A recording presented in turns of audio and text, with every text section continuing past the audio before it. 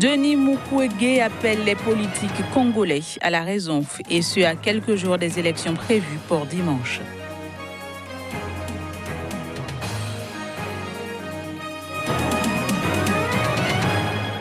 Victoire d'André Rajoelina, contestation de Ravalomanana, le point de l'actualité lié à l'élection présidentielle de Madagascar dans cette édition.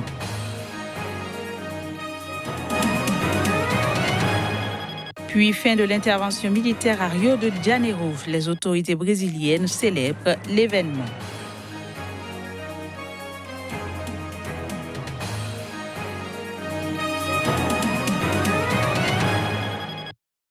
Voilà, c'était là le sommaire. Bienvenue à toutes et à tous.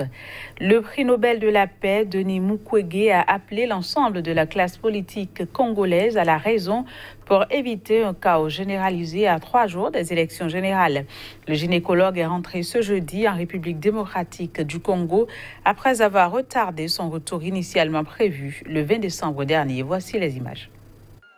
Le prix Nobel de la paix 2018, Denis Mukwege, a fait son retour au bercail. À quelques jours de la tenue des élections en République démocratique du Congo, le gynécologue a exhorté les politiques congolais tous bords confondus à la raison afin d'éviter que le pays sombre dans le chaos. Tous les responsables des partis politiques, de la majorité présidentielle, de l'opposition, de la société civile, la Cour constitutionnelle et toutes les personnes de bonne volonté à prendre la mesure de la gravité de la situation, sans quoi le pays risque de sombrer dans un chaos généralisé et on en a marre. Dans une république démocratique du Congo engluée dans une crise politique émaillée de violence, Denis Mukwege a dénoncé à plusieurs reprises le régime à l'approche des élections du 23 décembre, auxquelles le président Kabila ne se représente pas. Récompensé aux côtés de la Yazidi Nadia Mourad, ex-esclave des djihadistes, devenue porte-drapeau de sa communauté, le gynécologue a soigné par milliers des victimes de violences sexuelles, tout en s'employant à éveiller les consciences internationales. Par son combat pour la dignité des femmes, le docteur Denis Mukwege est de fait devenu le porte-parole des millions de civils menacés par les exactions des groupes armés ou des grands délinquants du Kivu, région riche en minerais. Le chef de la mission diplomatique de l'Union européenne a été sommé de quitter la RD Congo dans un délai de 48 heures.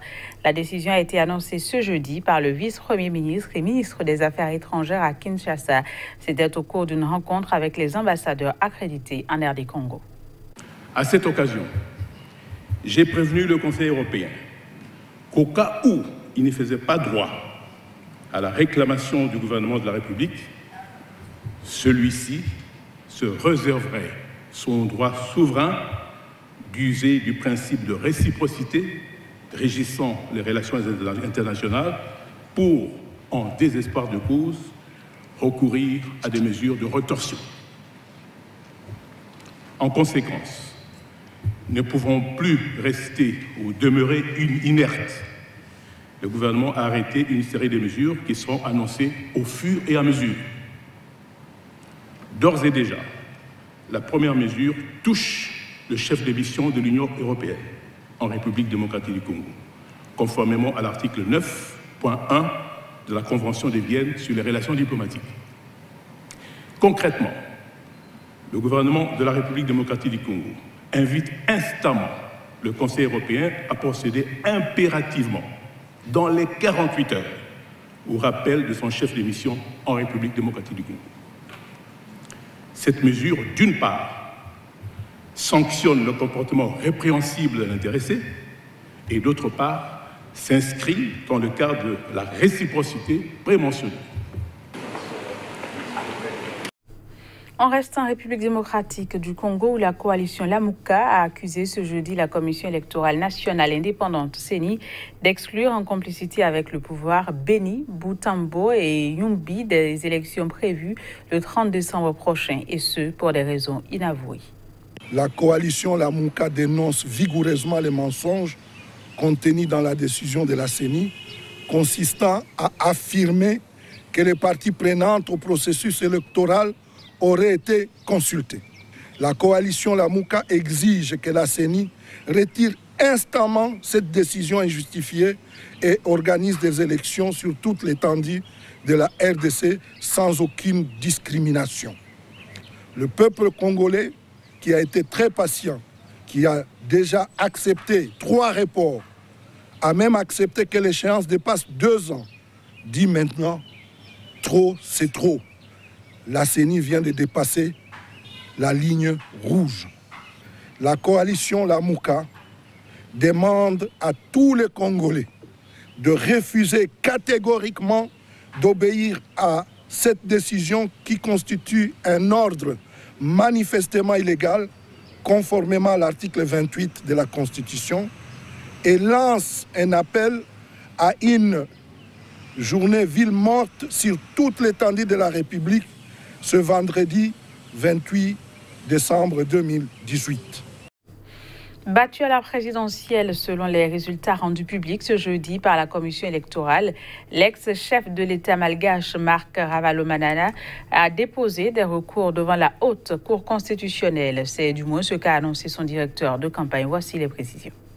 Peu après la publication des résultats complets du 2e tour de la présidentielle malgache qui donne la victoire à Andry Rajoelina, son rival Marc Ravalomanana a déposé des recours devant la haute cour constitutionnelle. Nous avons déposé plusieurs requêtes aujourd'hui devant la haute cour constitutionnelle concernant toutes les localités de Madagascar. Ces requêtes concernent les anomalies survenues et les failles au niveau de la Commission électorale nationale indépendante durant cette élection, a déclaré le directeur de campagne de Marc Ravalomanana. Selon ce dernier, la commission a aidé Andry Rajoelina à commettre des fraudes massives. Il a également accusé la commission d'avoir commis un acte prémédité pour une fraude massive. Selon les résultats publiés par la commission électorale, Andry Rajoelina a obtenu 55,66% des suffrages contre 44,34% pour Marc Ravalomanana. Les recours étant déposés, la Haute Cour constitutionnelle dispose de 9 jours pour valider ou infirmer les résultats après l'examen des 10 recours. Et parlant toujours de la présidentielle à Madagascar, le vainqueur Andry Rajoelina a lui affirmé suite à la proclamation des résultats que les Malgaches ont besoin d'un leader qui peut rassembler. Il estime par ailleurs que le déroulement dans le calme des élections doit être un exemple à suivre. On l'écoute. Je remercie la population malgache tout entière, ceux qui m'ont accordé leur confiance, même ceux qui ont voté pour l'autre candidat. Voici mon message. On a besoin de calme. Le peuple malgache n'a pas besoin de trouble, mais d'un leader qui a de la sagesse, d'un leader qui peut rassembler tous les Malgaches.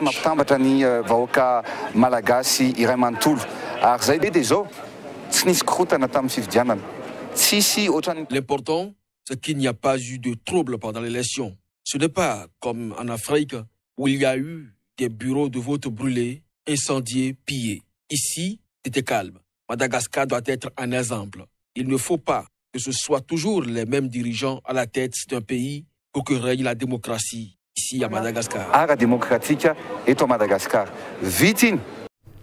Les Nigériens doivent à nouveau serrer la ceinture en 2019 et pour cause, la loi des finances adoptée par le Parlement prévoit un élargissement de l'assiette fiscale. Les précisions, ce sera avec Abdul Karim Mahamadou. Le budget 2019, adopté à une large majorité par les députés, est équilibré en recettes et dépenses à plus de 2 000 milliards de francs CFA. Il prévoit l'élargissement de l'assiette fiscale, plus que la loi des finances 2018 trop controversée et qui a donné lieu à des remous sociaux dans le pays. En clôturant la session budgétaire, le président du Parlement nigérien a encouragé le gouvernement à continuer à rechercher ce qu'il a qualifié de niches fiscales qui sont autant de manques à gagner pour le trésor public. En matière de recettes, nous ne pouvons qu'encourager et soutenir la volonté du gouvernement d'élargir l'assiette fiscale, de moderniser la gestion de l'impôt et des administrations fiscales. Il faut le faire encore, avec beaucoup plus d'engagement, car en dépit des efforts durables des services fiscaux, la projection de la pression fiscale aux alentours de 15% reste encore loin de l'objectif de 21%. Des efforts doivent encore être consentis pour persuader ceux qui arrivent encore à se faufiler à travers les mailles du filet fiscal, les persuader à s'acquitter de leur contribution conformément à la loi. Les députés de la majorité se félicitent de l'adoption de la loi des finances 2019. Elle répond selon eux aux aspirations du gouvernement et à son programme de développement économique et social. On a adopté le budget national qui va permettre aux États de faire beaucoup de réalisations et beaucoup de travail. Sans surprise, l'opposition parlementaire a voté contre le budget 2019 qu'elle juge irréaliste. Mais la majorité a remporté une bataille car pour elle, le plus dur est à venir. La majorité a remporté, mais quand même nous, à l'opposition, nous avons eu à dire, à donner beaucoup de recommandations et à dire ce qui va et ce qui ne va pas. Ainsi, avec le budget adopté, l'Assemblée nationale estime avoir accompli sa mission et doté le gouvernement d'un outil lui permettant d'améliorer la croissance économique, des revenus moyens et de satisfaction des besoins fondamentaux du peuple nigérien. Cependant, la société civile qui rejette la loi des finances 2019 reste en embuscade. Les autorités civiles et militaires brésiliennes célèbrent la fin de l'intervention militaire à Rio de Janeiro.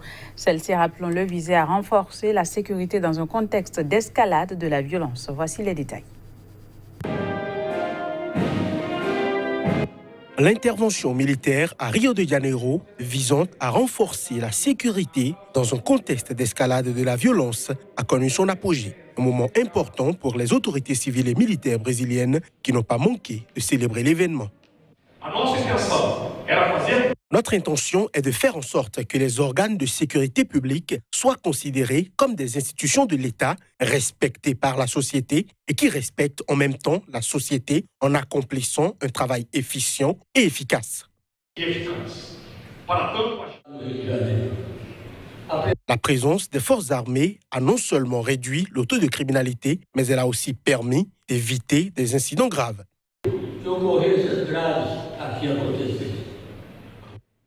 Cette intervention militaire a été saluée par l'État de Rio de Janeiro en février 2018 après divers problèmes de sécurité lors des célébrations du carnaval et à cause de l'escalade de la violence entre gangs. Luis Fernando Pezao, gouverneur de Rio de Janeiro à l'époque, a déclaré que la police d'État n'était pas suffisamment équipée pour faire face à l'augmentation de la violence dans la ville. Le général Walter Braga Neto a été nommé pour commander l'intervention et toutes les mesures de sécurité à l'intérieur de l'État ont été prises par lui pendant cette période.